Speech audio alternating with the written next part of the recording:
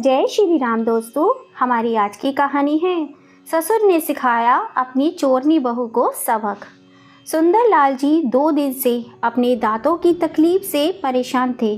अभी अभी अपनी पत्नी के साथ डॉक्टर के यहाँ से घर लौटे ही थे कि तभी मालती जी ने देखा बहू जानवी किचन में खाना बना रही थी। अपने पति की हालत के बारे में सोचकर मालती जी उठी और बहू के पास जाकर कहने लगी, बेटा जानवी, क्या तुम अपने ससुर जी के लिए पतली सी मूंग दाल की खिचड़ी बना दोगी? तुम्हारे ससुर जी के दांतों में दर्द होने की वजह से डॉक्टर ने उन्हें नरम और मुलायम चीज़ खाने की सलाह दी है। अभी रोटी खाने में तुम्हारे ससुर जी को तकलीफ होगी। मालती जी ने बड़े सहमे लहजे में किचन में खाना बना रही अपनी बहू जानवी से कहा। सास मालती जी की बात पर जानवी अकड़ते हुए बोली, ओ बुढ़िया, ऑर्डर तो ऐसे दे रही है जैसे किसी रेस्टोरेंट में वेटर को खाने का ऑर्डर दे रही हो। पतली सी खिचड़ी चाहिए बुढ़िया को। अरे मैंने क्या ठेका उठा रखा है सबका, जो मुंह उठाए चली आई फरमाइश करने। जा यहाँ से, अब मेरे सिर पर मत नाचती रहे, मुझे बहुत काम है। बहू के कुट वचन सुनकर मालती जी सहम सी जाती हैं और आंसू मोतियों की तरह पलकों से टपकने लगते हैं। आंसू साफ करके सिर झुकाए वे अपने कमरे में वापस आती हैं।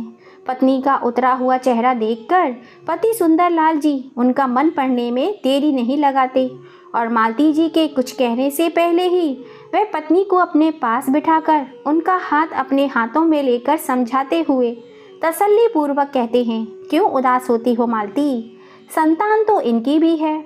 आज जैसा व्यवहार ये लोग हमारे साथ करेंगे वैसा ही व्यवहार इनकी संतान कल इनके साथ करेगी। तुम देखो मालती, जब हम लोगों ने अपने माता पिता की दिन रात सेवा की तब भी हमें अपनी संतान की वजह से ऐसे दिन देखने पड़ रहे हैं। फिर यह लोग तो हमारी सेवा करना तो दूर हमारे साथ दुर्व्यवहार करते हैं। तो सोचो इनकी संतान इनके संग कैसे कैसे दिन देखने पर मजबूर करेगी। मालती जी बोली, आप छोड़िए इन लोगों को। अभी भगवान की दया से मेरे हाथ एकदम सही सलामत है। मैं खुद भी पकाकर खा सकती हूँ और आपको भी खिला सकती हूँ। बस ये डायन जानवी ही मुझे किचन में पैर नहीं रखने देती, जैसे ही मैं कोई अछूत हूँ। नाम रख दिया माँ बाप ने जानवी, परंतु स्वभाव से एकदम नाम के विपरीत है। आप थोड़ा इंतज़ार कीजिए, वह खाना बनाकर अपने कमरे में चली जाए, फिर मैं आपके लिए गरम गरम खिचड़ी बना कर लाऊंगी। थोड़ी देर बाद जानवी के कमरे में जाने के बाद मालती जी पति सुंदरलाल जी के लिए मूंग दाल की गर्मा गर्म पतली सी खिचड़ी बना कर लाई और बड़े प्रेम से उन्हें खिलाया। मालती जी और सुंदरलाल जी के विवाह को लगभग 35 वर्ष पूरे होने को आए थे। जब मालती जी का विवाह सुंदरलाल जी से हुआ था तब वे सिर्फ 19 वर्ष की थी। बड़ी ही दुबली पतली, परंतु स्वभाव ऐसा कि सबको आते ही ससुराल में पति से लेकर सास ससुर का मन जीत लिया था। जहां मालती जी नटखट और चंचल स्वभाव की थी, वहीं दूसरी ओर सुंदरलाल जी हट्टे कट्टे स्वाभिमानी स्वभाव के गबरू जवान थे। सुंदरलाल जी की प्राइवेट जॉब थी। विवाह के 2 वर्ष बाद मालती जी ने प्यारे से बेटे अमित को जन्म दिया, जिसके आने से मालती जी और सुंदरलाल जी का परिवार जैसे पूरा हो गया था। परंतु दुर्भाग्यवश 30 वर्ष की उम्र में ही टीबी की बीमारी के चलते वह भगवान को प्यारा हो गया। अमित के जाने के साथ ही मालती जी और सुंदरलाल जी की हंसी खुशी कहीं गायब हो गई। उदासी और वीरानी ने घर में पैर पसार लिए थे, परंतु यह उदासी के बादल छटे मालती जी और सुंदरलाल जी के दूसरे बेटे अनुज के जन्म से। उसकी किलकारियों ने घर को फिर से जीवित कर दिया।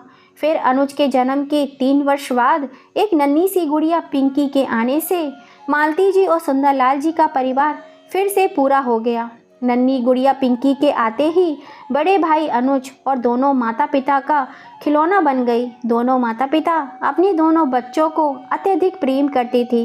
दोनों दंपत्ति ने बड़े जतन और स्नेह से अपने घर को सींचा था। सुंदरलाल जी की प्राइवेट जॉब होने के बावजूद भी पाई पाई जोड़कर दोनों ने अपने सपनों का महल खड़ा किया। दोनों ने बड़ी ही मेहनत करके अपना सुंदर और बड़ा सा घर बनाया था। उनके लिए वह महल से कम नहीं था। अपने दोनों बच्चों की परवरिश में भी उन्होंने खाने पीने पहनने की कोई कमी नहीं रखी। दोनों बच्चे अनुज और पिंकी की शिक्षा पर भी उन्होंने काफ़ी जोर दिया। मालती जी एक समझदार गृहिणी थी। भांति पति की छोटी सी कमाई में तिनका तिनका जोड़कर अपने दोनों बच्चों को अच्छे स्कूल और कॉलेज में पढ़ाया। पिंकी बिल्कुल अपनी माँ की छवि थी, सुंदर, सुशील और थोड़ी सी नटखट। मालती जी और सुंदरलाल जी पिंकी की शादी बेटे से पहले करना चाहते थे, इसलिए उन्होंने पिंकी की बीएससी होने के बाद ही एक अच्छे परिवार में उसका रिश्ता तय कर दिया और फिर 3 माह बाद ही पिंकी का विवाह नीरज के साथ संपन्न हो गया। मालती जी और सुंदरलाल जी ने नीरज के रूप में दामाद नहीं, एक बेटा पाया था। नीरज बहुत ही समझदार, संस्कारी और अच्छे स्वभाव वाले व्यक्ति थे। मालती जी और सुंदरलाल जी को अपने माता पिता के समान ही सम्मान दिया करते थे। नीरज जी रेलवे सरकारी में कर्मचारी थे, जिस कारण उनका ट्रांसफ़र होता रहता था, इसलिए वे लोग मालती जी और सुंदरलाल जी से मिलने कम ही आ पाते थे। परंतु उनकी प्यारी सी 8 वर्षीय बेटी परी अपने नाना नानी से मिलने को हमेशा बड़ी उत्साहित रहती थी। अनुज की प्राइवेट जॉब लगने के बाद उसने भी अपनी पसंद की लड़की जानवी से शादी कर ली। अनुज ने जानवी की छवि अपने माता पिता के सामने ऐसी दिखाई, उसे मालती जी और सुंदरलाल जी को लगा कि बहू के आने से घर की रौनक और ज़्यादा बढ़ जाएगी। परंतु हुआ उसके विपरीत। जानवी के आने से जैसे घर के सारे रंग फीके ही पड़ गए थे। जैसा नाम उसके ही विपरीत उसका व्यक्तित्व था। कठोर, निर्दयी, बेहद बदतमीज। सास ससुर को मान सम्मान देना तो दूर की बात, वह तो सास ससुर के साथ ऐसा बर्ताव करती थी जैसे मालती जी उसकी सास नहीं, सौतन हो। आज भी जानवी गुस्से में लाल पीली पति के आने का इंतज़ार कर रही थी। जैसे ही अनुज ऑफिस से घर आया, उसने आते ही अनुज पर आंखें निकाल निकाल कर भड़कना शुरू कर दिया। क्यों जी, आपके बूढ़े माँ बाप मुझे क्या समझ रखे हैं? मैं कोई नौकरानी हूँ या कोई अलाउद्दीन के चिराग से निकला हुआ जिन हूँ? जब देखो तुम्हारे बूढ़े माँ बाप मेरे सामने खाने की नई नई फरमाइश लेकर पहुँच जाते हैं। अनुज भी पालतू कुत्ते की तरह दुम हिलाते हुए चुपचाप जानवी की कड़वी बातें सुन रहा था। जानवी और बोली, आपने क्या बोला था शादी से पहले मुझे? कि जानवी डार्लिंग, तुम तो मेरे दिल की मालकिन हो, तुम्हें तो मैं अपने घर में रानी बनाकर रखूँगा, तुम्हारे लिए चांद तारे तोड़ कर लाऊंगा। और यह देखो, रानी की बजाय मुझे नौकरानी बनाकर रख दिया है। अरे मैं अकेले क्या क्या करूं? आपका काम करूं, आपके 2-2 सपूतों को संभालूं, या उन दोनों बुढ़ों की सेवा करूं, या उनकी फरमाइशों को पूरा करूं? अनुज डरते डरते कहता है, जानवी डार्लिंग, तुम गुस्सा क्यों करती हो? अरे माँ किस काम आएगी? तुम माँ से काम क्यों नहीं करवाती हो? पूरा दिन खा पी कर बिस्तर ही तो तोड़ती हैं दोनों बुढ़ा बुढ़ी। पति की बात सुनकर जानवी फिर आंखें दिखाते हुए बोली, नहीं जी, मुझे ना उनका काम करना है और ना ही उनसे अपना काम करवाना है। आप क्या चाहते हो? उनसे अपना काम करवा कर मैं अपना काम और बिगाड़ लूँ? मुझे आपकी एक बात नहीं सुननी। आज मैं बता दे रही हूँ, या तो आप उन दोनों बुढ़ों की रसोई अलग करवा दो, नहीं तो मैं अपने मायके चली जाऊँगी, वह भी अकेले। फिर संभालना अकेले आप अपने दोनों बेटों को और अपने सन की माँ बाप को। अनुज बोला, शांत हो जाओ, शांत जानवी, गुस्सा थूक दो मेरी प्यारी पत्नी, मैं अभी इलाज करता हूँ उन दोनों का, चलो आओ मेरे साथ। जानवी और अनुज गुस्से में तिल मिलाए हुए मालती जी और सुंदरलाल जी के कमरे की तरफ जाते हैं। अनुज को, जो अभी भीगी बिल्ली बनकर जानवी की ऐसी बातें सुन रहा था, जैसे एक नालायक बच्चा अपने अध्यापक की डांट सुनता है, अपने माता पिता के सामने शेर की तरह दहाड़ते हुए कहता है, तुम दोनों को आखिर दिक्कत क्या है? क्यों चैन से नहीं जीने देते हो जानवी को? क्यों इतना जलते हो? तुम दोनों की पसंद की लड़की से शादी कर लेता, तब तो तुम दोनों बुढ़ा बुढ़ी बहुत खुश रहते ना। क्योंकि मैंने अपनी पसंद की लड़की को बहू बनाकर ले आया, इसीलिए बेचारी को टॉर्चर करते रहते हो हर समय। अनुज की बात सुनकर मालती जी और सुंदरलाल जी दंग रह जाते हैं और सुंदरलाल जी कहते हैं कि बेटा, ये कैसे इल्ज़ाम लगा रहा है तू हम पर? तू तो हमारा इकलौता बेटा है, भला हम तुझसे और बहू से क्यों जलने लगे? इस पर मालती जी भी बोलती हैं, बेटा, हम दोनों तो बहू को बिल्कुल भी तंग नहीं करते। सास की बात सुन जानवी बोली, ओहो, अनुज देखो तो जरा तुम्हारे सामने ये कैसे शरीफ बन रहे हैं बेचारे। अनुज फिर से चिल्लाते हुए बोला, अरे संभाल तो रखा है इसने पूरा घर, और क्या तुम दोनों अब इससे हल जुतवाओगे। बस अब मैंने निर्णय कर लिया है कि कल तुम दोनों अपना चूल्हा अलग कर लो, फिर चाहे तुम खिचड़ी खाओ, दलिया खाओ, साग खाओ, रोटी खाओ, हमें कोई मतलब नहीं है। बेटे के मुंह से इतनी बड़ी बात सुन दोनों बूढ़े माँ बाप जैसे भौचक्के रह जाते हैं। अचानक उनको ऐसा महसूस होता है जैसे वो कोई अनाथ हो, लावारिश हो। दोनों की आंखों में आंसू भर आते हैं। मालती जी तो खुद को रोने से रोक नहीं पाती, रोते रोते बोलती हैं, बेटा तू होश में तो है कि क्या कह रहा है। इस उम्र में तू हम लोगों को ऐसे अलग चूल्हा करने को बोल रहा है। हमने तो सारी जिंदगी जो कमाया सब इस घर और तेरी परवरिश में, तेरी शादी और पढ़ाई लिखाई में लगा दिया। अब इस बुढ़ापे में हम अपना खर्चा कैसे उठाएंगे। अनुज बोला, मैं कुछ नहीं जानता, कल से जानवी तुम लोगों के लिए खाना नहीं बनाएगी बस। और वैसे भी इस उम्र में तुम लोगों का खर्चा ही क्या है, क्यों चाहिए तुम्हें इतने पैसे। अरे राम नाम जपो बस। फिर पत्नी की तरफ देखते हुए कहता है, जानवी अपने पुराने पड़े बर्तनों में से कुछ बर्तन पुराना छोटा वाला गैस का चूल्हा इनको दे देना, और फिलहाल इनको अपने सामान में से थोड़ा आटा चावल वगैरह भी दे देना, बात का बाद में देखा जाएगा। अनुज अपने बूढ़े माँ बाप को अपना फरमान सुनाकर पत्नी का हाथ पकड़ वहाँ से चला जाता है, और पीछे रह जाते हैं आंखों में आंसू और दिल में पीड़ा लिए उसके बूढ़े माँ बाप, जिन्होंने अपने इकलौते बेटे की अब तक हर मांग हर इच्छा पूरी की थी। उसे वह हर खुशी देने की कोशिश की थी जो हर मध्यवर्गीय माता पिता की तरफ से अपनी औलाद को दी जाती है। जानवी ने पति के कहे अनुसार कुछ पुराने बर्तन, गैस और कुछ खाने पीने का सामान दोनों के कमरे में लाकर पटक दिया और चलती बनी। अब अगले दिन से दोनों बूढ़े माँ बाप अपना खाना जैसे तैसे करके अलग बनाते, पर इसमें भी जानवी को सुकून कहाँ था। वह अब भी मालती जी को परेशान करने में कोई कमी नहीं छोड़ती थी। एक दिन मालती जी बड़ी मुश्किल से अपने कपड़े धोकर बाहर आंगन में रस्सी पर सुखा रही थी। तभी जानवी भी अपने धुले हुए कपड़े की बाल्टी लेकर आई और मालती जी के धुले कपड़े रस्सी से नीचे फेंकते हुए बोली, ए बुढ़िया, अभी तो मैं भी कपड़े धोकर लाई हूँ, पूरी रस्सी पर तू ही अपने कपड़े डाल देगी तो मैं अपने कपड़े तेरे सर पे फैलाऊंगी। मालती जी को जानवी की इस बेहदा हरकत पर बहुत गुस्सा आया, परंतु अपने गुस्से पर काबू रखते हुए गिरे हुए कपड़े फिर से उठा लिए और वापस धोकर इस बार छत पर सुखाने के लिए चली गई, क्योंकि वह एक समझदार महिला थी, इसीलिए जानती थी कि ऐसे लोगों से बहस या झगड़े में पड़ना समझदारी की बात नहीं है।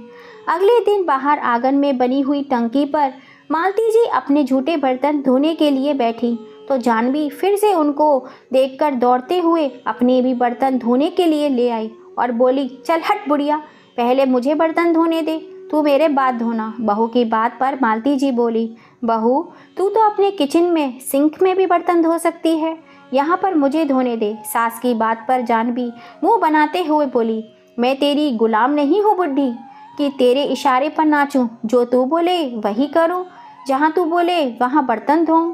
बहू की बात सुनकर मालती जी एक बार फिर से गुस्से का घूंट पीकर रह गई। जानवी अक्सर ऐसा ही करती, वह हर काम में मालती जी की नकल करती। अगर मालती जी कपड़े धोती तो वह भी अपने कपड़े धोने लगती, वह बर्तन धोती तो जानवी भी ऐसा ही करती, जैसे मानो उसका सासू माँ से कोई कंपटीशन हो। ना जाने उसे यह सब करने में क्या मज़ा आता था। जानवी के द्वारा दिए गए खाने का सामान भी अब ख़त्म हो गया था। मालती जी अपने पति से बोली, देखना जी, सारे डिब्बे खाली हो गए हैं, ना ही जानवी ने और सामान दिया और ना ही अनुज ने सामान के लिए पैसे। इस पर सुंदरलाल जी कहते हैं, मालती, यदि उन लोगों को हमारा इतना ख्याल होता तो वे हमें अलग ही क्यों करते। मालती जी बोली, परंतु अनुज ने कहा था कि वह हमें खर्चे के लिए पैसे तो देगा ही, फिर हमें उसे बताना चाहिए कि हमारा सब सामान ख़त्म हो गया है, फिर वह हमें पैसे दे या सामान। सुंदरलाल जी बोले, ठीक है, तुम एक बार जाकर उससे बात कर लो। मालती जी अनुज के ऑफिस से आने के बाद उसे अपनी सारी परिस्थिति बताते हुए कहती हैं, बेटा, हमारा सारा सामान ख़त्म हो गया है, सारे डिब्बे खाली हो गए हैं। या तो तू जानवी से थोड़ा सामान दिलवा दे या थोड़े से पैसे दे दे तो मैं खुद सामान खरीद लाऊंगी। माँ की बात सुनकर अनुज अपमानजनक लहजे में बोला, इतनी जल्दी डकार गए तुम दोनों इतना सारा सामान? समझ गया मैं तुम्हारी चालाकी। तुम्हें सामान के बहाने पैसे चाहिए मौज मस्ती करने के लिए। मेरे पास तुम लोगों की अय्याशियों के लिए फालतू पैसे नहीं हैं और ना ही जानवी अब तुम्हें किचन में से एक चावल का दाना भी देगी। अब मेरी सिर पर खड़ी मत रहो, अभी ऑफिस से आया हूँ, देख नहीं रही? चैन से सांस तो लेने दो मुझे। बेटे के मुंह से इतने कुट वचन सुनकर अपने आंसू रोक नहीं पाई और बेटे की जिल्लत भरी बातें सुन उनकी तो आगे कुछ बोलने की हिम्मत ही ना हुई। उनकी स्थिति ऐसी थी मानो काटो तो खून नहीं। रोते रोते वे कमरे में से वापस आईं और सुंदरलाल जी को सारी बात बताई। सुंदरलाल जी ने पत्नी को बड़े प्यार से चुप कराया और उनको तसल्ली दी और कहा कि अभी तुम्हारा पति जीवित है मालती, तुम फिक्र मत करो। मैं तुम्हें ऐसी संतान की वजह से ना ही रोने दूंगा और ना ही वो भूखा मरने दूंगा। फिलहाल तो हमारे पास दोपहर का बचा हुआ खाना है, तुम भगवान का नाम लेकर खाओ और आराम से, मैं कल कुछ करता हूँ। मालती जी बोली, परंतु आप क्या करोगे? आपकी तबीयत तो पहले ही ठीक नहीं रहती। पर मालती, जब तक जीवित हैं ऐसे भूखे भी तो नहीं मर सकते ना। देखता हूँ बाहर जाके कुछ ना कुछ तो हाथ पैर मारूंगा ही, चाहे कोई मजदूरी ही क्यों ना करनी पड़े। सुंदरलाल जी ने पत्नी की बात का उत्तर देते हुए कहा और पत्नी को तसल्ली से खाना खिलाकर दोनों लोग सो गए। सुबह में अब दोनों के पास खाने को कुछ ना था। ऐसी स्थिति में भूखे पेट पत्नी के मना करने पर भी सुंदरलाल जी किसी काम की तलाश में दो पैसे कमाने की आशा लिए घर से निकल पड़ते हैं। पर बूढ़ी हड्डियां और भूखी आंतें कहाँ तक साथ दे पाती। मोहल्ले की गली पार करते ही वे कमजोरी की वजह से चक्कर खाकर गिर पड़ते हैं। तभी मोहल्ले के कुछ लड़के उनको देखते हैं तो उठाकर घर छोड़ जाते हैं और मालती जी से उनका ख्याल रखने को बोलते हैं। मालती जी पति को ऐसी बेसुध हालत में देखकर एकदम घबरा जाती हैं। सुंदरलाल जी को लेटाकर सबसे पहले पानी पिलाती हैं और रोते रोते कहती हैं, मैंने मना किया था आपको, फिर मत जाओ, पर मेरी बात नहीं मानी आपने। आज अगर आपको कुछ हो जाता, इतना कहकर वह और ज़्यादा रोने लगती हैं। सुंदरलाल जी इस समय कुछ बोलने की हालत में नहीं थे। फिर मालती जी अपने आप को कुछ संभालते हुए कहती हैं, आप थोड़ी देर आराम कीजिए, थोड़ी देर में तबीयत आपकी संभल जाएगी तो मैं आपको पड़ोस वाले क्लिनिक में ले चलती हूँ। अग्रवाल जी का बेटा डॉक्टर है, बड़ा ही आदर सम्मान करता है वह आपका, आपसे थोड़ी दवाई के पैसे भी नहीं लेता। थोड़ी देर बाद सुंदरलाल जी को सहारा देकर पड़ोस के क्लिनिक में लेकर जाती हैं तो डॉक्टर उनके दांत लगवाने का सुझाव देते हुए कहता है, चाचा जी को दवाई की ज़रूरत नहीं है, इनको अच्छे खान पान की ज़रूरत है।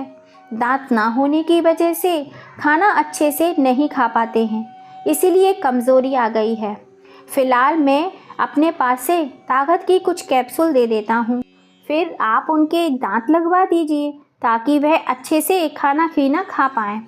मालती जी अनुज के आगे गिड़गिड़ाते हुए पैसे की भीख मांग रही थी, परंतु अनुज जरा भी दया नहीं खाता है, पैसे देने के लिए साफ मना कर देता है और उस दिन अपनी बीमार बूढ़े माँ बाप को घर से मैं अकेला छोड़ पत्नी और बच्चों के साथ 5 दिन की ट्रिप पर निकल जाता है।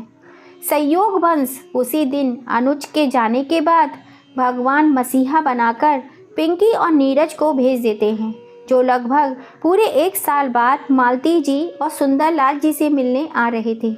परी भी अपने नाना नानी से मिलने को बड़ी ही उत्साहित थी, परंतु खुशी खुशी जैसे ही वे लोग मालती जी और सुंदरलाल जी के कमरे में जाते हैं, बीमार भूख से तड़पते हुए अपने माता पिता को देखकर हक्के भक्के रह जाते हैं। पिंकी की तो जैसे रूह कांप जाती है, परी भी लगभग भागकर नानी के गले लगकर रो पड़ती है। मालती जी और सुंदरलाल जी भी बेटी और दामाद को देखकर बहुत रोते हैं और सारी स्थिति का वर्णन करते हैं। पिंकी और नीरज को तो इतना गुस्सा आता है कि अगर अनुज और जानवी इस समय उनके सामने होते तो वह लोग उनका मार मार के भरता बना देते। पिंकी और नीरज इस समस्या का हल ऐसे निकालते हैं कि अनुज और जाह्नवी के ट्रिप पर वापस आने से पहले ही अपने माँ बाबूजी को मालती जनरल स्टोर के नाम से इनको विश्राम कक्ष के आगे ही एक छोटा सा सेटअप लगवाकर जनरल स्टोर की छोटी सी दुकान खुलवा देते हैं, जिससे कि मालती जी और सुंदरलाल जी का समय भी बच जाए और उनको पाई पाई के लिए बेटे बहू के आगे हाथ भी ना फैलाने पड़े। माँ और बाबूजी का ख्याल रखने का बोलकर वे लोग चले जाते हैं। जैसे ही अनुज और जाह्नवी ट्रिप से वापस आते हैं तो मालती जी जनरल स्टोर को देखकर दोनों हक्के भक्के रह जाते हैं। दोनों समझ गए थे कि यह मदद पिंकी और नीरज के सिवाय दूसरा और कोई नहीं कर सकता। जाह्नवी, जो कि हर काम में अपनी सास की कॉपी करती थी, सास की दुकान देखकर अपने पैर पटकते हुए पति से कहती है, देखा बुढ़ा बुढ़ी में अभी भी कितना दम है। हम ट्रिप पर गए थे तब दोनों बीमारी का कैसे नाटक कर रहे थे और इतनी जल्दी दुकान भी खोल कर बैठ गए। जब यह बुढ़े इस उम्र में दुकान खोल सकते हैं तो मैं क्यों नहीं। मुझे भी आप ऐसी ही सेम टू सेम दुकान खुलवा कर दो। उसकी ज़िद के आगे अनुज भी हार जाता है और उसको ठीक अपने माँ पिताजी की दुकान के सामने ही जाह्नवी जनरल स्टोर के नाम से दुकान खुलवा देता है। जाह्नवी ने दुकान खोलते ही फिर से मालती जी को तंग करना शुरू कर दिया। जो ग्राहक मालती जी की दुकान की तरफ आते बड़ी चालाकी से ग्राहकों को लुभाते हुए कहती, अरे बहन जी, आप मेरी दुकान पर आइए, एक से एक बढ़कर अच्छी क्वालिटी के एकदम साफ सुथरे सामान रखती हूँ। वह सामने वाली दुकान पर तो सारा सामान नकली मिलता है। आप यहाँ मेरी दुकान पर आइए, देखिए सारी वैरायटी उपलब्ध है। दाल चावल मेवा मसाले सब A1 क्वालिटी के मिलेंगे आपको।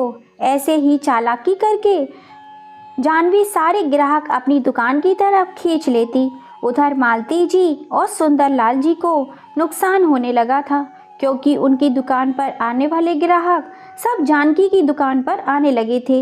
इधर जाह्नवी अपने ग्राहक बढ़ाने और अच्छी इनकम की खुशी मनाने लगी थी, परंतु पिछले मोहल्ले की जो कांता जाह्नवी की दुकान से एक दिन पहले ही सिर धोने के लिए शैम्पू लेकर गई थी, वह गुस्से से लाल हुई वापस जाह्नवी की दुकान पर पहुंची और गुस्से में लाल होते हुए बोली, ओहो जाह्नवी मैडम, देख देख तेरी दुकान से खरीदा हुआ शैम्पू मेरे सिर का क्या हाल कर डाला।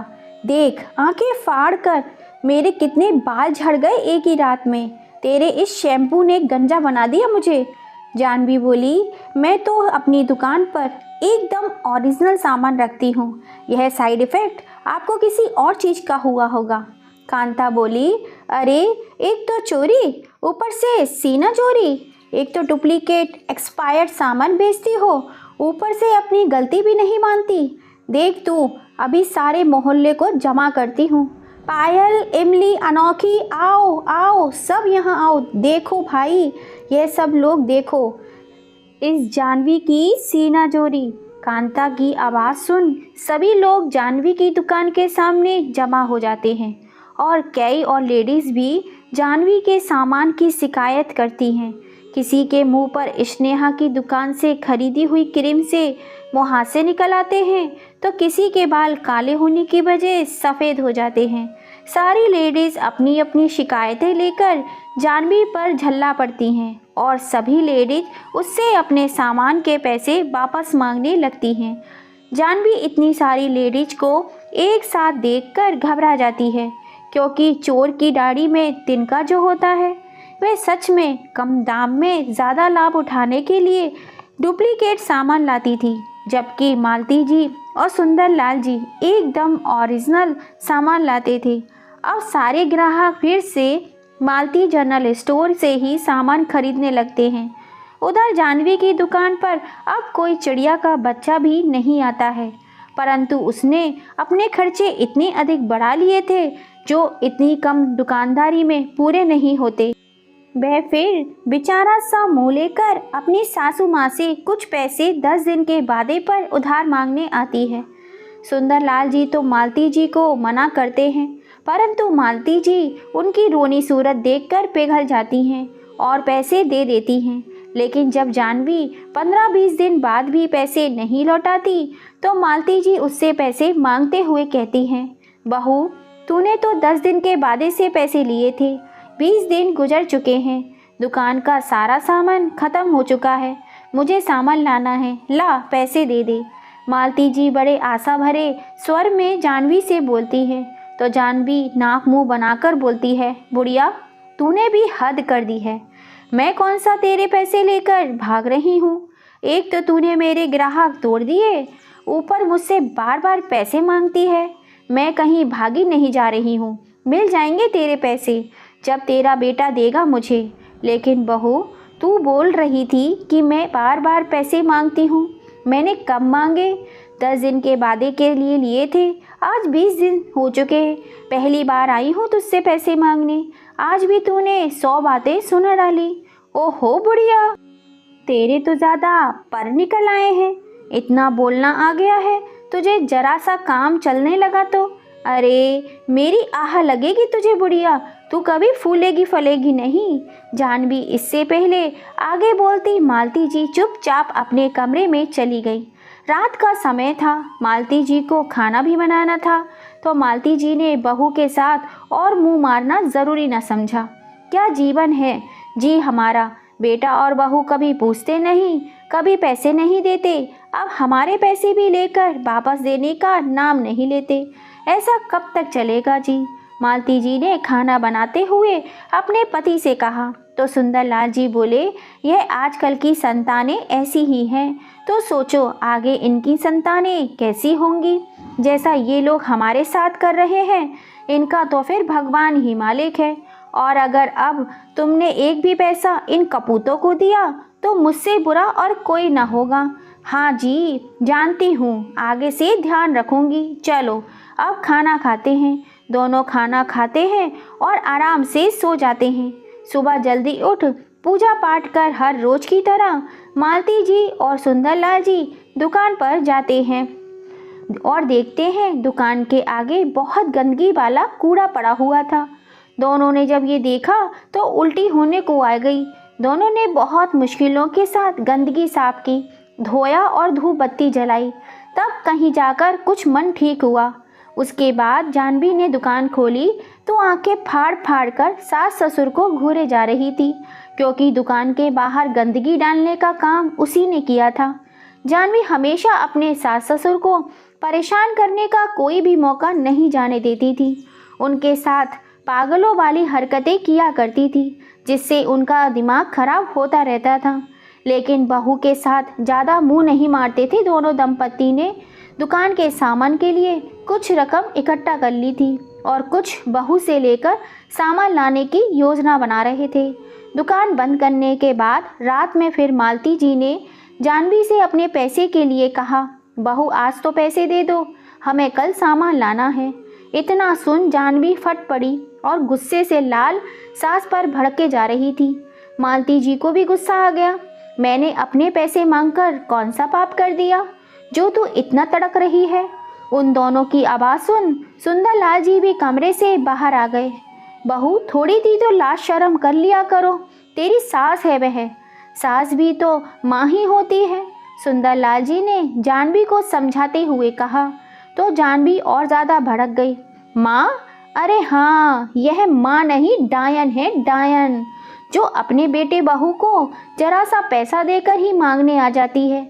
इतना सुन सुंदरलाल जी क्रोधित हो उठे और मालती जी का हाथ पकड़कर उन्हें कमरे में लेकर चले गए। इतने में अनुज भी आ गया। पत्नी को गुस्से में लाल देखकर पूछने लगा, अब क्या हो गया भाग्यवान? जानवी पैर पटकते हुए कमरे में चली गई। उसके पीछे पीछे अनुज भी कमरे में चला गया। उधर सुंदरलाल जी से मालती जी कहती है, मुझे इतना गुस्सा आ रहा था कि बस आज कोई अनर्थ ही हो जाता। देवी समान सास को भी डायन बोल रही थी, आज तो मेरा हाथ ही उठ जाता। अच्छा हुआ आप मुझे कमरे में ले आए। यह तो बहुत ही बदतमीज़ लड़की है, इसे बड़ों के सम्मान का भी कोई लिहाज नहीं है। चलो मैंने खाना बना दिया है, खाना खा लो आप। क्यों तुम खाना नहीं खा रही हो क्या? नहीं जी, मुझे भूख नहीं है। लेकिन तुमने क्या खाया था जो तुम्हें भूख नहीं है? तुम मेरे साथ खाओगी तो मैं खाऊंगा, और सुबह सामान लेने बाजार भी तो जाना है। जल्दी सोएंगे तभी तो जल्दी उठेंगे। अच्छा फिर ये बताओ तुम किस टाइम खाना खाओगी? अरे ठीक है जी, खा लेती हूँ। दोनों खाते हैं और बहू की हरकत को नज़रअंदाज करके सो जाते हैं। उधर अनुज खाना बना करके खा करके सोने के लिए तैयार था। बच्चे भी सो चुके थे। जानवी बैठी हुई सोच में डूबी थी। अरे क्या सोच रही हो सोना? कुछ नहीं, अभी मैं सो रही हूँ, तुम भी सो जाओ। अनुज सो जाता है। जानवी ताना बाना बुनती रहती है। बुढ़ों को सबक सिखा कर रहूँगी मैं। बहुत हैकड़ी आ गई है दोनों के अंदर। जब से इनका काम चला है तब से और ज़्यादा घमंड आ गया है। इनका घमंड चूर चूर ना किया तो मेरा नाम भी जानवी नहीं। वह रात भर इसी फिराक में थी कि कब सास ससुर सोएं और कब उनके पैसे साफ करूं। रात के 2 बज चुके थे। उसे अपनी खुरापाती मैं कभी कमरे से बाहर आती तो कभी अंदर जाती, फिर बाहर गई। सास ससुर के कमरे में छुपके झांक कर देखा तो दोनों नींद में चूर घर्राटे मार रहे थे। वे धीमे धीमे कदमों से अंदर घुसी और अलमारी के पास पहुंच गई, जिसमें मालती जी ने सामान लाने के लिए 10,000 रुपये रखे हुए थे। उसने पूरी अलमारी की तलाशी ली, उसे कुछ नहीं मिला। उसका ध्यान सोए हुए सास ससुर पर ही था। कहीं जाग गए तो पूरा प्लान चौपट हो जाएगा। अलमारी में से तो कुछ न मिला। उसका मुंह बन गया। बुढ़िया ने कहाँ रखे होंगे पैसे? बड़ी चालाक है बुढ़िया, वह अपने मन में सोचे जा रही थी। तभी उसकी नज़र दीवार पर टंगे एक थैले पर पड़ती है। हो ना हो बुढ़े बुढ़िया ने इसी में पैसे रखे होंगे। यही थैला लेकर जाने वाले हैं कल ये लोग। चलो इसमें भी चेक करती हूँ। तभी सुंदर लाल जी करवट लेते हैं तो जानवी घबरा कर नीचे बैठ जाती है। उनको सोता हुआ देख फिर से खड़ी होती है और दीवार पर टंगे थैले में से जैसे ही हाथ डालती है तो उसके अंदर एक और थैला होता है। वह उसे बाहर निकालती है, चेक करती है तो उसमें 10,000 रुपये की रकम देखकर उसकी आंखें चमक जाती हैं। वह पैसे देख इतनी उत्साहित होती है कि वही थैला ले धीमे धीमे कदमों से कमरे के बाहर आ जाती है और चैन की सांस लेती है। शुक्र है भगवान का, सांप भी मर गया और लाठी भी ना टूटी। सोचते हुए अपने कमरे में जाकर अपनी अलमारी में वह पैसे वाला थैला रख देती है और बिस्तर पर पलटी मारकर आराम से सो जाती है।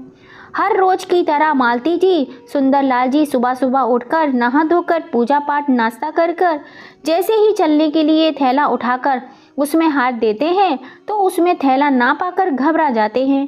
थैले को बार बार चेक करते हैं। उसे उलट पुलट करके देखे जा रहे थे। दोनों पसीने से तर हो चुके थे। बूढ़ी हड्डियों ने दिन रात की कड़ी मेहनत कर वह रकम इकट्ठा की थी। दोनों का हार्ट फेल होने को आ गया था।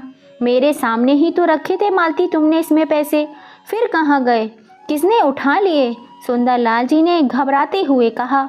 कहाँ जाएंगे? यह काम जानवी के अलावा और कौन कर सकता है? हमारे घर में चोर उचक्के आने से तो रहे। रात उसके साथ कहाँ सुनी हो गई थी? देखा नहीं था तुमने कैसा व्यवहार कर रही थी?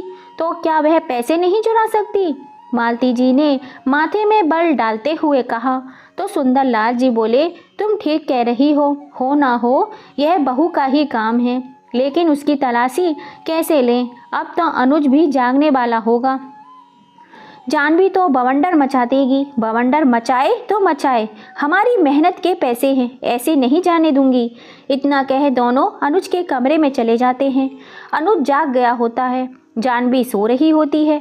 सुबह सुबह ऐसे अचानक अपने माता पिता को अपने कमरे में देख अनुज हैरान रह जाता है। क्या बात है, तुम दोनों को शर्म नहीं आई? क्या बेटे बहू के कमरे में घुसे आ रहे हो? हमें तो शर्म है, लेकिन तेरी पत्नी को शर्म नहीं है जो रात में चोरी करती फिरती है। सुंदर लाल जी ने कहा तो अनुज चिल्ला उठा। ज़बान संभाल कर बात करो, होश में भी हो? क्या बोल रहे हो? अनुज की तेज आवाज़ सुन जानवी और बच्चे भी उठ जाते हैं। क्या बात है जी, क्या हुआ? सुबह सुबह ये लोग हमारे कमरे में क्या कर रहे हैं? बहू इतनी भोली मत बनो, हमें सब पता है। मालती जी बोली तो जानवी तड़क कर बोली, क्या पता है तुमने हमारे पैसे चुराए हैं, निकाल हमारे पैसे। इतना सुन जानवी गुस्से में भड़क जाती और सास पर हाथ उठाने वाली ही होती है तो सुंदरलाल जी उसका हाथ पकड़ लेते हैं। उठाकर दिखा जरा हाथ। सुंदरलाल जी गुस्से में बोलते हैं तो अनुज को गुस्सा आ जाता है, कैसा व्यवहार कर रहे हो मेरी पत्नी के साथ? बूढ़े, एक तो झूठा इल्ज़ाम लगा रहे हो, ऊपर से इतना घटिया व्यवहार भी कर रहे हो। तो फिर तू तलाशी दिलवाना अपने कमरे की। अगर झूठा इल्ज़ाम है तो अनुज को इतना इल्म नहीं था कि उसकी पत्नी चोरी भी कर सकती है। उसने झट से बोल दिया, ले लो तलाशी, कर लो अपने मन की। अगर ना मिले पैसे तो फिर देखना तुम दोनों बुढ़ों के संग मैं क्या करता हूँ, फिर तुम्हारी खैर नहीं। इतना सुन जानवी तो अलमारी के सामने खड़ी होकर अपनी बेवकूफ़ी का सबूत दे रही थी। अनुज कहता है कि जब तुमने चोरी ही नहीं की तो लेने दो इनको तलाशी। जानवी अलमारी के सामने ही अड़ी रही तो अनुज ने उसे पकड़कर अपने पास खींच लिया। जानवी बोलती रही उसमें कुछ नहीं है, लेकिन अनुज ने उसे पकड़े रखा और बोला, ले लो तलाशी। जैसे ही सुंदरलाल जी ने अलमारी में घुसे तो वही थैला कपड़ों के अंदर छुपाकर रखा हुआ था। उसे देखते ही जानवी की आंखें शर्म से झुक जाती हैं और अनुज की आंखें फटी की फटी रह जाती हैं। वह जानवी की तरफ देखता है तो जानवी खिसियानी बिल्ली की तरह खड़ी रहती है। यह क्या है बेटा? मालती जी बोली, तेरी पत्नी ने तो कुछ भी नहीं चुराया था, अब यह क्या है? सुंदरलाल जी भी बोले तो अनुज को गुस्सा आ गया और अपने माता पिता पर ही भड़क उठा। तुम दोनों बुढ़े ही इसका दिमाग खराब करके रखते हो और ज़रूरी थोड़ी है इसने रखा हो सकता है तुमने ही हमारी अलमारी में अपना थैला छिपा दिया हो। अपने पति के मुंह से ये शब्द सुन जानवी में 1 किलो खून और बढ़ गया। हाँ जी, यह दोनों ही रात में मुझे कुछ न कुछ सुना रहे थे। मालती जी और सुंदरलाल जी गुस्से से देखते रहते तो अनुज बोला, अब आंखें फाड़ फाड़ के क्या देख रहे हो, निकलो मेरे कमरे से। अनुज के कुटवचन सुन दोनों माता पिता चुपचाप कमरे से बाहर आते हैं। सही 5 मिनट के बाद अचानक अनुज और जानवी पर डंडे का प्रहार होता है। निकलो मेरे कमरे से, मेरे घर से। सुंदरलाल जी और मालती जी गुस्से से लाल अनुज और जानवी को डंडे बजाए जाते हैं। हमें ही हमारे घर से निकालोगे? हमें ही घर से हमारे आंखें दिखाकर निकालते हो? मैं बताता हूँ तुम्हें। सुंदरलाल जी अनुज के और मालती जी जानवी को डंडे बजाते हुए बोलती जा रहे थे, कपूतों, तुमने बुढ़ापे में हमारा जीना हराम करके रख दिया है। हमारा खर्चा ना उठाते हो, ना हमारी सेवा करते हो, और जो हम बुढ़ापे में खुद 2 रोटी कमाकर चैन की खाना चाहते हैं तो उसे भी नहीं खाने देते हो।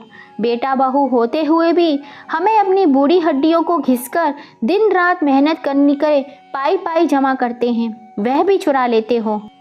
आज हम निकालेंगे तुम्हारी हैकड़ी।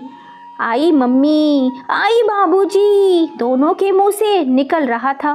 दोनों ने डंडा पकड़ना भी चाहा तो हाथों पर भी डंडा बजा दिया गया और बजाते बजाते घर के बाहर ले गए। बहुत शौक है ना तुझे घर में काम में सास की बराबरी करने का, अब कर बराबरी। मालती जी ने दांत भींचते हुए कहा, तुझे भी बहुत शौक है ना पत्नी की हर गलत बात को हवा देने का, अब दे हर बात को हवा।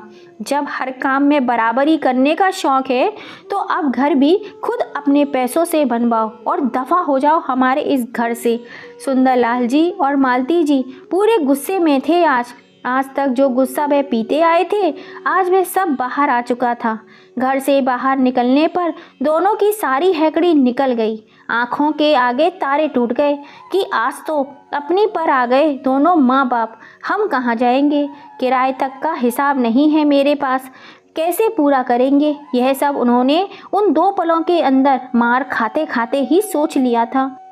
दोनों माता पिता के चरणों में गिरकर उनके चरण पकड़ लिए और रो रो कर माफ़ी मांगने लगे। सुंदरलाल जी, जो कि पहले ही गुस्से में भरे हुए थे, बोले, अब कोई माफ़ी नहीं है। अब अपने घर एक पल तुम्हें और बर्दाश्त नहीं करूँगा। हमने ही लाड़ प्यार में तुम्हें बिगाड़ कर अपने सिर पर बिठा लिया था, लेकिन अब बस अति हो गई। एक ही घर में हम बुढ़ों को 2 रोटी के लिए अलग कर दिया। हम तब भी कुछ नहीं बोले। हमारे इलाज खर्च को भी 1 पैसा नहीं दिया गया। हमने अपना काम कर लिया, हम तब भी कुछ नहीं बोले। बहू ने दिन रात मालती को परेशान करके रखा, हम तब भी कुछ नहीं बोले। लेकिन किसी बात की हद होती है और अब वह हद पूरी हो चुकी है। बस 1 मिनट से पहले मेरा घर खाली कर दो, नहीं तो मोहल्ले वालों को बोल दूंगा हम बुढ़ों को जलाना चाहते हैं। अनुज रोते हुए बोला, लेकिन पापा जी हम कहाँ जाएंगे? हमें नहीं पता, कहीं भी जाकर मरो, हमें चैन से जीने दो। सुंदरलाल जी ने उन्हें घर से सामान लेने के लिए आधा घंटा दिया। आधे घंटे में दोनों ने अपना ज़रूरी सामान बांधा और बच्चों को लेकर घर से निकल पड़े। फिर वे दोनों सुंदरलाल जी के प्रिय दोस्त रामू जी के घर जाकर अनुज ने पिता से बात करने की सिफारिश की। उनके आगे रोए गिड़गिड़ाए उन्होंने सुंदरलाल जी को फ़ोन किया, लेकिन सुंदरलाल जी टस से मस न हुए। देख रामू, तेरी सारी बात मान लूँगा, बस यह मत बोलना कि इन्हें घर में रख ले। अपनी बची कुची सांस हम दोनों बूढ़े पति पत्नी अब चैन से लेना चाहते हैं। उन्हें गुस्से में देखा और उनकी बातों से सहमत रामू जी ने भी उनको मना कर दिया। अब दोनों दर दर की ठोकरें खाने को मजबूर हो गए। महंगाई के इस दौर में घर बनाना मुश्किल ही नहीं नामुमकिन है। अब दोनों को किराए पर रहते हुए 5 साल गुजर चुके थे। दोनों ने बहुत झगड़े होते हैं। दोनों के बच्चे भी अब होश संभाल रहे थे। अब वही कहानी उनके बच्चे उनके साथ दोहरा रहे थे जो उन्होंने अपने माता पिता के साथ किया। उधर सुंदरलाल जी और मालती जी चैन से अपना जीवन जीने में व्यस्त थे। उन्होंने घर से थोड़ी ही दूर पर बड़ी दुकान खरीद ली थी जो आसपास के इलाकों में बहुत ही प्रसिद्ध हो चुकी थी। दोनों भी बहुत प्रसिद्ध हो चुके थे, बहुत चैन और सुकून से अपना जीवन काट रहे थे। जब उनसे कोई सवाल करता कि आपने अपने बेटे और बहू को घर से क्यों निकाल दिया, तो बड़े गर्व से बोलते, जब बच्चे बूढ़े माता पिता को अत्याचार करके उन्हें घर से निकाल सकते हैं तो माता पिता क्यों नहीं निकाल सकते। उनके रहते हम घुट घुट कर जीते थे, उनके जाने के बाद खुली सांस ले रहे हैं। ऐसी संतान के साथ रहने से क्या फ़ायदा जिसका बुढ़ापे में 2 दिन भी सुख न मिल पाया। उनकी बातों की सब सराहना करते थे और सब उनसे सलाह लेने के लिए घर आने लगे थे। तो दोस्तों, अपनी बहू बेटे को सबक सिखाने के लिए सुंदरलाल जी और मालती जी ने जो ठोस कदम उठाया वे सही था या गलत, अपनी राय हमें कमेंट करके ज़रूर बताइएगा। और कहानी पसंद आई हो तो ज़्यादा से ज़्यादा इसे अपने फैमिली फ्रेंड में शेयर कीजिएगा, लाइक कीजिएगा, सब्सक्राइब कीजिएगा, पास में लगी बेल आइकन को दबा दीजिएगा, जिससे हम जब भी कोई नई कहानी डालें उसका नोटिफिकेशन आपको सबसे पहले मिल सके। फिर मिलेंगे। जय श्री राम।